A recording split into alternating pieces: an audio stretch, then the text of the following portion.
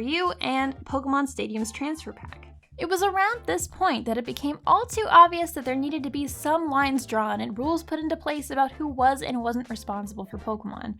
There was a need for the decisions about which Pokemon products would get made to be in the hands of people actually involved in the production of Pokemon games, and the business dealings had become too complicated with 3 companies so heavily involved in the franchise.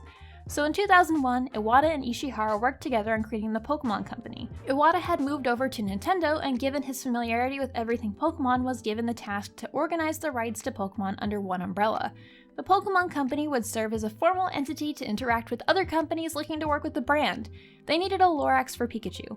Ishihara was made the Pokemon Company's first president, and Game Freak, Creatures, and Nintendo each owned near equal shares of Pokemon. Everything was settled, just in time for the wave that they were riding to crest and start declining.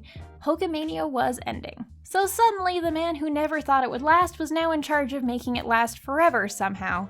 And really, what is their plan if Pokemon ever fails? They don't have a fallback IP. What are they gonna do? Push hard on Pocket Card Jockey? Who the f cares about Pocket Card Jockey? So when Fire Red and Leaf Green roll around, they know one thing. They need to survive because the wave had broken and they were headed for a plunge.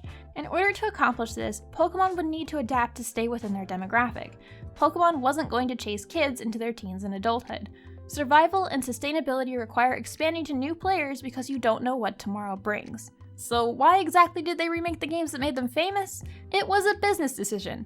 They needed something easy and safe to go back to that could be aimed at newcomers to Pokemon. For better or worse, this seems to always be in their pocket when they need to try to grab younger demographics, as ever since doing this they've always gone back to Kanto for this reason. They also needed to fill the holes in the Pokédex left by moving up to the Game Boy Advance, and conveniently most of the missing Pokemon were Kanto natives. And remember how Nintendo would like to use Pokemon to push new technology they were developing? Yeah, that didn't suddenly stop when a formal partnership was established, and since Ishihara and Iwata were still BFFs, and Iwata had just become president of Nintendo, there really wasn't any pushback when these decisions started coming back down the pipe. So when Nintendo comes skipping down the street with mobile adapter and bouquet of roses in hand for Ishihara, looky what got pushed in Pokemon Crystal. And again, a few years later when Iwata came back with a shiny new communication technology they were developing, the prototype wireless adapter for the Game Boy Advance, Ishihara welcomed him with open arms.